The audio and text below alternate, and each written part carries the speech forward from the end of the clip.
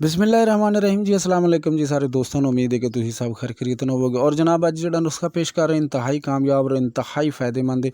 और जनाब ਇਹਦੇ ਵਿੱਚ चीज़ां ਜਿਹੜੀਆਂ ਹੋਣੀਆਂ ਨੇ ਉਹ ਸਾफ़ सुथरियां ਲੈਣੀਆਂ ਨੇ। ਔਰ ਇਸੇ ਤਰ੍ਹਾਂ ਜਨਾਬ ਇਹਦੇ ਵਿੱਚ 1 ਤੋਲਾ फौलाद चाहिए ਤੁਹਾਨੂੰ आला क्वालिटी ਦਾ।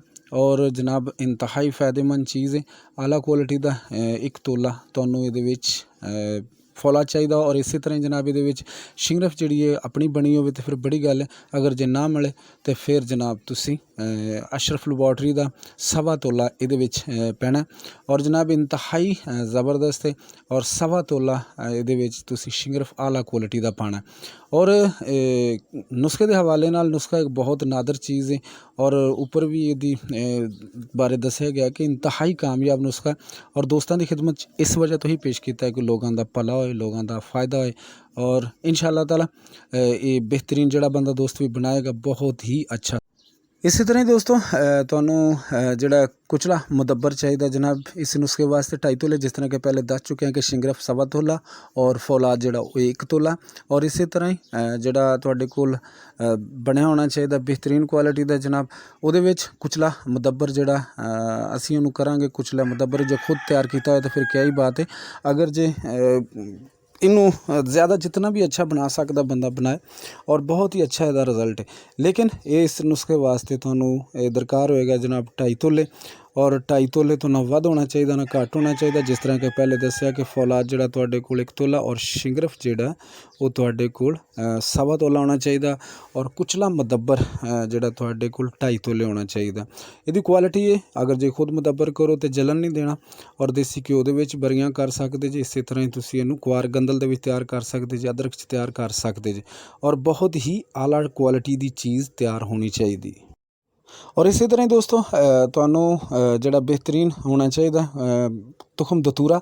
तुखम दतूरे की खासियत है कि स्याह दतूरे के तुखम होने तो बहुत ही अच्छे ने। और तुखम दतूरा ये 2.5 ਤੋਲਾ चाहिए। और इस चीज़ का खास ख्याल रखना चाहिए, साफ़ सुथरा होना चाहिए और इंतहाई आला क्वालिटी का होना चाहिए। और इसी तरह दोस्तों तुहानूं चाहिए बेहतरीन क्वालिटी का अकर करा, ये भी 2.5 ਤੋਲੇ ही होना चाहिए। और आला क्वालिटी का होना चाहिए। जिस तरह कि ततूरा तुसी देख रहे जे कि तुखम ततूरा है बहुत साफ़ सुथरा। इस तरह ही तुसी वेख रहे जे कि बेहतरीन क्वालिटी का जनाब तुहाडे कोल अकर करा भी 2.5 ਤੋਲੇ ही होना चाहिए। और इन्हां दे विच वज़न की कमी पेशी नहीं होएगी।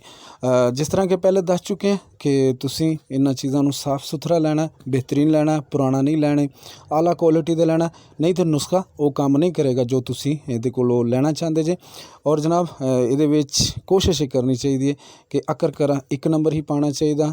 और सारियां चीज़ां जिहड़ियां 1 नंबर ही होनियां चाहिए ने, तब जाके नुस्खे का म्यार अच्छा हुंदा है। और इसी तरह तुसी देख रहे जी कि जैफल ने जैफल दे मगज़ लेना, मगज़ साफ़ सुथरा लेना। और ये फफूंदी लग्या नहीं लेना, जिन्ना यानी जैफल का वज़न कम हो कभी भी इस्तेमाल नहीं करना चाहिए, जिहदे नाल दवा का जिहड़ा म्यार हुंदा वो खराब हो जाता। लेकिन इन्हां दे अंदर तेल भी मौजूद है, तेल का मद्देनज़र जरूर रखना चाहिए कि जी तेल है या नहीं है। लेकिन उस हालत दे विच तुहाडा नुस्खा भी बर्बाद हो जाएगा, क्योंकि एक सानू ताकत की ज़रूरत है। अगर ताकत नहीं होएगी तो फिर उहदे विच सानू फ़ायदा भी नहीं होएगा। लेकिन जैफल साफ़ सुथरा लेना चाहिए, जैफल नूं तोड़ के अच्छी तरीके नाल चैक कर लेना चाहिए इहदे विच तेल मौजूद है। और उस तो बाद जनाब इनू खड़का के देखना चाहिए, अगर हो सके तो इनू पानी सुट के देख लो, जिहड़े थल्ले बैठ जान वही इस्तेमाल करने चाहिए ने, दूसरे इस्तेमाल नहीं करने चाहिए। क्योंकि जितनी भी दवा अच्छी तुसी तैयार करोगे उतना ही उहदा म्यार बेहतर करने वास्ते मेडिसन यानी कि जिहड़ियां तुहाडे को अज्जा ने वो मुकम्मल तौर पर बेहतरीन होने चाहिए। इस तरह ही असीं जैफल अच्छा लवांगे। और जी जिस तरह के जैफल असी लेना 2.5 ਤੋਲੇ। और इसी तरह जनाब बेहतरीन क्वालिटी की जनाब असी जलवतरी लैनी, जलवतरी जी है साफ़ सुथरी लैनी, तेल वाली लैनी और अच्छी लैनी। ये भी 2.5 ਤੋਲਾ ही लैनी है।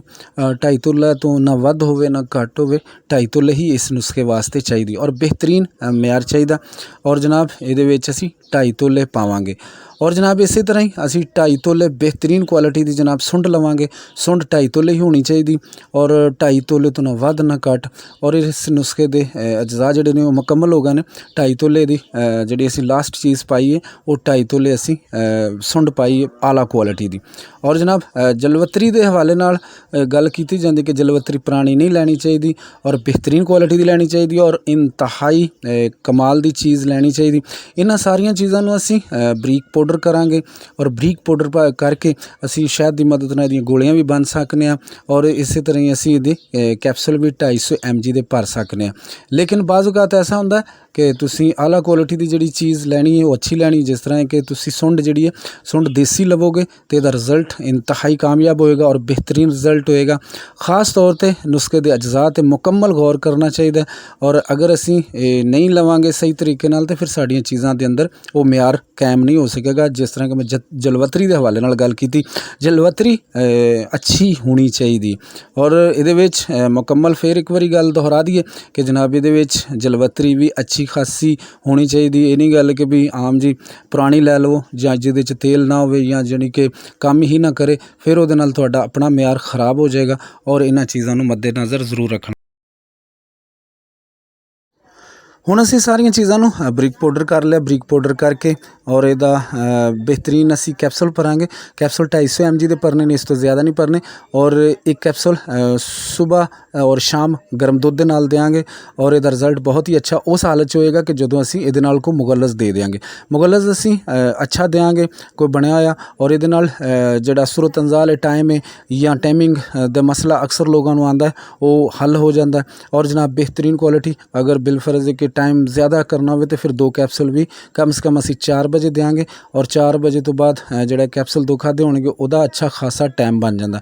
लेकिन कोशिश यही करनी चाहिए कि इनू एक कैप्सूल सुबह ही एक शाम दिता जाए। और दूसरे नंबर दे जनाब साडा जिहड़ा चैनल है पाक हर्बल सपोर्ट, इनू चैनल नू सबसक्राइब जरूर करना, शेयर जरूर करना और दोस्तों के नाल इहदे हवाले नाल ज़रूर शेयर करो और जनाब अच्छे म्यार दी असी वीडियो तुहाडे वास्ते बना सकीए तभी बनावांगे कि जदों इहदा कोई रिस्पॉन्स आएगा।